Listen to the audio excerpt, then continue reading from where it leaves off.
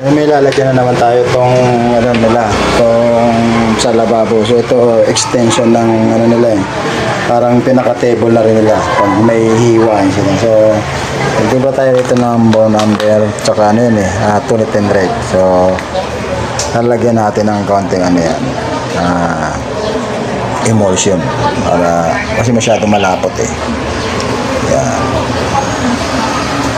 So, ganyan lang yan. Haluin mo. Halong-halo yan.